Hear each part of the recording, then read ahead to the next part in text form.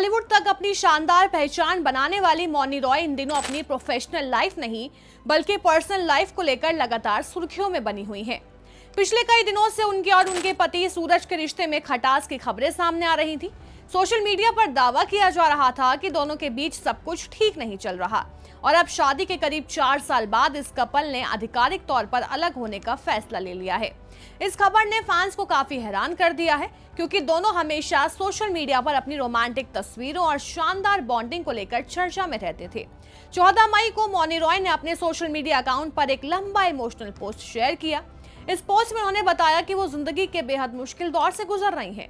मौनी ने लिखा कि काफी सोच विचार और आपसी समझ के बाद उन्होंने और सूरज ने अलग होने का फैसला लिया है।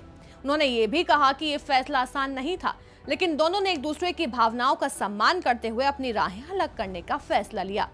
पोस्ट में मौनी ने मीडिया और लोगों से उनकी प्राइवेसी का सम्मान करने की भी अपील की। साथ ही उन्होंने ये भी कहा कि उनके रिश्ते को लेकर झूठी खबरें और अफवाहें ना फैलाई जाएं। सबसे ज्यादा ध्यान लोगों का तब गया जब पोस्ट शेयर करने के कुछ ही देर बाद मौनी ने अपना कमेंट सेक्शन बंद कर दिया। माना जा रहा है कि सोशल मीडिया पर बढ़ती ट्रोलिंग और नेगेटिव कमेंट्स से बचने के लिए उन्होंने ऐसा किया है। हालांकि इसके बावजूद इंटरनेट पर चर्चाओं का दौर लगातार जारी है। सोशल मीडिया यूजर्स अब सिर्फ उनके रिश्ते पर ही नहीं बल्कि तलाक के बाद मिलने वाली एलिमनी पर भी चर्चा कर रहे हैं। कई लोग ये सवाल पूछ रहे हैं कि क्या तलाक के बाद मौनी रॉय अपने पति सूरज से एलिमनी की मांग करेंगी और अगर ऐसा होता है तो उन्हें कितनी रकम मिल सकती है।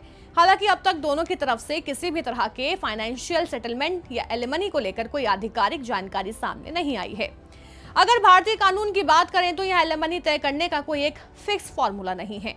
अदालत हर मामले को अलग तरीके से देखती है। हिंदू विवाह अधिनियम 1955 और सुप्रीम कोर्ट के कई फैसलों के आधार पर अदालत ये तय करती है कि तलाक के बाद किसे कितनी आर्थिक सहायता मिलनी चाहिए। आमतौर पर अगर एलिमनी हर महीने दी जाती है तो पति की शुद्ध मासिक आय का करीब 25% हिस्सा एक उचित आधार माना जाता है।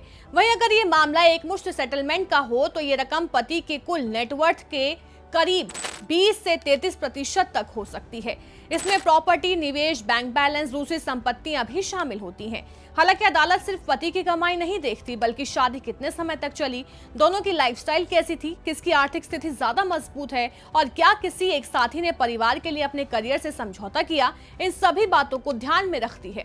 अगर पत्नी खुद कमाती हो तब भी वो एलिमनी की हकदार हो सकती है, खासकर तब जब उसकी कमाई पति से काफी कम हो। फिलहाल मौनी रॉय और सूरज ने सिर्फ अपने अलग होने की पुष्टि की है और निजी जिंदगी को लेकर ज्यादा जानकारी शेयर नहीं की, लेकिन इस खबर ने सोशल मीडिया पर एक नई बहस जरूर छेड़ दी है।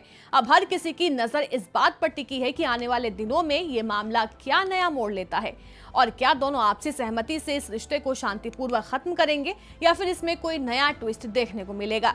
बता दें, मौनी रॉय मुंबई में एक आलीशान घर में रहती हैं जिसकी कीमत टाइम्स ऑफ इंडिया के अनुसार लगभग 25 करोड़ है। घर विशाल और आरामदायक है जिसमें एक बालकनी है जहां से बाहर का मनमोहक दृश्य दिखाई देता है। ये घर उनके करियर में उनकी उपलब्धियों को दर्शाता है। विलासिता के प्रति उनका प्रेम केवल रियल एस्टेट तक ही सीमित नहीं है। मौनी के पास महंगी कारों का भी अच्छा खासा कलेक्शन है। इसमें GLS 350D मर्सिडीज और लगभग 70 लाख रुपए की मर्सिडीज बेंज क्लास भी शामिल है।